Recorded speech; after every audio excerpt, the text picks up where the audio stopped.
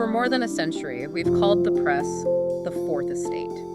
The idea is that it's this essential, independent watchdog for democracy, right? Holding power accountable. It's a foundational belief, really. But what if that core assumption is, well, what if it's fundamentally flawed? What if the very structure of the news media makes true independence almost impossible? That is the incredibly provocative question that Edward S. Herman and Noam Chomsky pose in their landmark book, Manufacturing Consent, the political economy of the mass media. And that's what we're going to unpack here. The central argument isn't that individual journalists are bad or corrupt. The authors propose something much deeper. It's about structural factors, economic, institutional, things that systematically filter the information we get. Long before a reporter even starts typing. Exactly. The book, first published back in 1988, lays out what they call the propaganda model. And it's critical to understand this is not some conspiracy theory. No secret meetings in smoky rooms. Not at all. As the authors explain it, the model operates through visible market structures. Things like who owns the media and where the money comes from.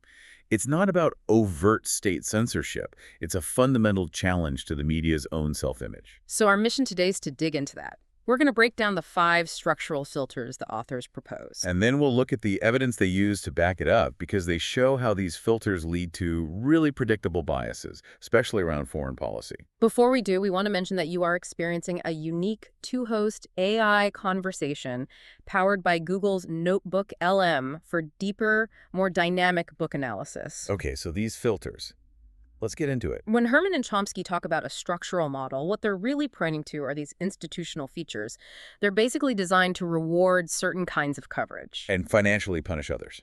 It acts like a giant systemic sieve, filtering out what's acceptable. The first filter is maybe the most obvious one, but its effects are huge. It's ownership and size. Right. The dominant mass media outlets are enormous, profit-driven corporations. They take a massive amount of capital to run. And they're not standalone businesses. They're integrated into these huge corporate and financial networks. The same conglomerate that owns a news channel might also own defense contractors or theme parks. And the implication of that is just massive, isn't it? If you're a journalist, how critically can you really report on, say, a corporate tax loophole that directly benefits your parent company? Or one of its key allies. The authors argue that the sheer economic pressure just encourages caution. You have these corporate Goliaths protecting their whole ecosystem. It creates an inherent bias towards the status quo. Which flows perfectly into the second filter, advertising. This is the real engine of modern media. It's the primary, absolutely essential source of revenue for almost every mass media outlet. And as the book details, this means the audience. Well, the audience is essentially the product that's being sold to advertisers. And that gives advertisers this incredible gatekeeper role. They want to reach audiences with buying power. So if your content is too critical, too challenging, or if it questions the whole commercial environment, it's at a systematic disadvantage. Advertisers will always lean towards safe, advertiser-friendly content that keeps people in a buying mood. So if the first 2 filters set up who runs the media and how it's funded, the third filter, sourcing, determines what actually fills the news hole. And this is all about efficiency. News organizations are under constant pressure to produce content cheaply and reliably. So who provides that? Government agencies, corporate PR departments, official spokespeople, approved think tanks. They provide a steady, credible-sounding stream of information at a very low cost. It's a symbiotic relationship. It is. The official sources get their message amplified, and the news outlets save a fortune on investigative reporting. But, as the authors argue, this efficiency mechanism automatically narrows the range of what's considered an authoritative perspective. You end up reporting what the State Department says, not what some independent academic or a grassroots activist says. It's just easier. Which is exactly why the fourth filter, flak, is so effective. Flak is the discipline. It's the punishment for stepping out of line. It sounds a bit cynical, but it's really a financial mechanism. Flak refers to organized criticism complaints, lawsuits, pressure campaigns, all aimed at outlets that stray too far. And it costs real money to deal with that. To fight a lawsuit, to answer thousands of angry letters, to lose access to your key sources because you were too critical. So flak hits the bottom line. It becomes a powerful incentive for self-censorship over time. If a powerful lobby can make your life difficult and expensive every time you cover a certain topic, you eventually learn to just avoid that topic. Finally, there's filter number 5, ideology.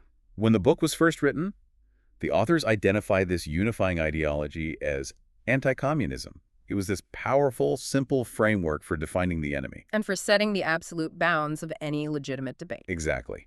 And later on in the 2002 update, they show how this filter just adapts. It can become anti-terrorism or anti-extremism, any big overarching national security threat. So this ideology frames which threats matter, which actions are justified, and, maybe most critically, which victims are worth caring about and which ones can be ignored. The big takeaway here, as the authors really stress, is that these filters all work together. They're not isolated. Ownership and advertising set the financial boundaries. Sourcing and flak then police the narratives within those boundaries. And the overarching ideology provides the grand narrative, the good guys versus the bad guys.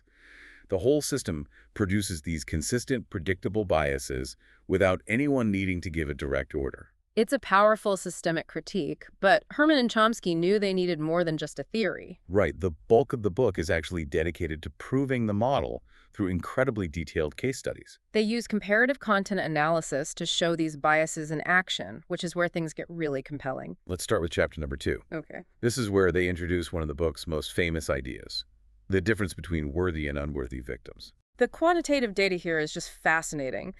The authors looked at media coverage of human rights abuses and compared them. And what they found was a staggering difference in the volume of coverage, the tone, the depth, all depending on who was committing the atrocity. So when the abuses were committed by an official enemy state, the Soviet Union, for instance, the victims were considered worthy. They got extensive personalized media attention. There was high-volume coverage, real moral outrage. Think about the attention given to abuses in, say, communist Poland. But then you look at victims who were suffering under regimes that were allies or clients of the U.S., these were the unworthy victims. The book showed these victims were often barely mentioned at all. For example, the killings in East Timor under Indonesian rule, a U.S. ally received just a tiny fraction of the coverage that similar atrocities by enemy states got. And when it was reported, the language was neutral, clinical, almost bureaucratic. This selective indignation is pretty direct proof of the filtering system at work. They apply that same comparative method in chapter number 3, looking at third world elections. This case study is a masterclass in how framing dictates legitimacy. The contrast is so stark.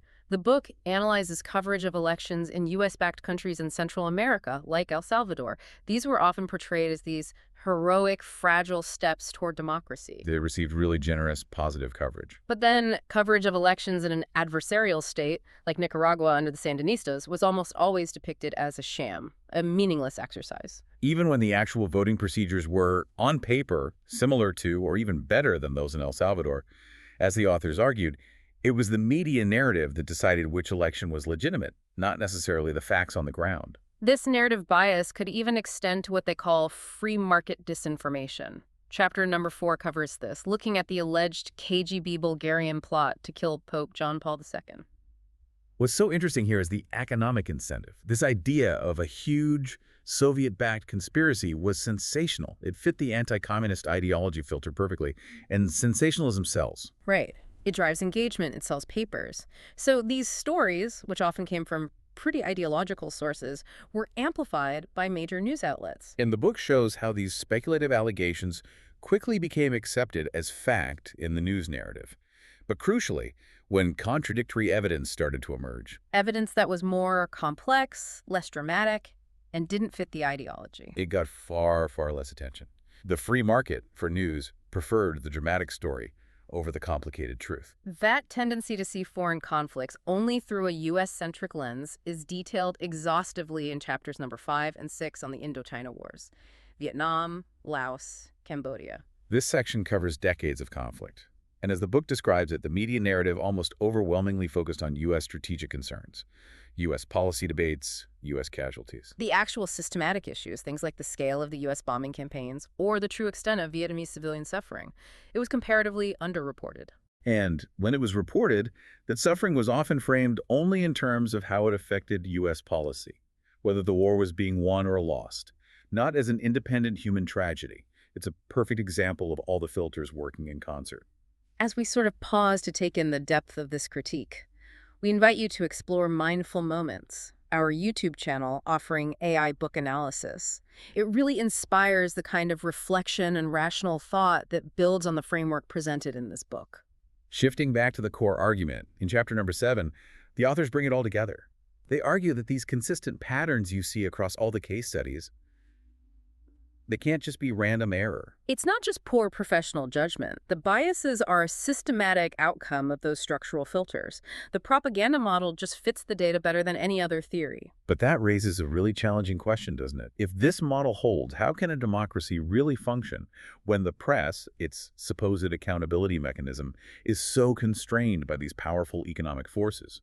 The authors actually addressed that directly in their updated introduction from 2002. They argued that everything that happened since the book was first published, things like massive media deregulation, more cross-ownership, bigger conglomerates, All of it has only strengthened their original analysis. In their view, the filters are even more potent today than they were in 1988. so the central concern of manufacturing consent remains how this nominally free press ends up legitimizing state and corporate power, how it guides our attention towards certain things while systematically pushing others into the margins. The book stresses that just recognizing these constraints is the first necessary step toward having a truly pluralistic and informed public conversation. This is knowledge you can take and apply today. Which brings us to our final provocative thought for you to consider.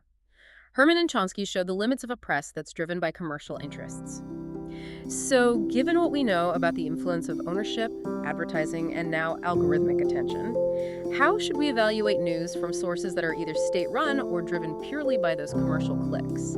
Is one fundamentally more corrosive to democratic discourse than the other? A really important question. We hope this deep dive into the book inspires more thought.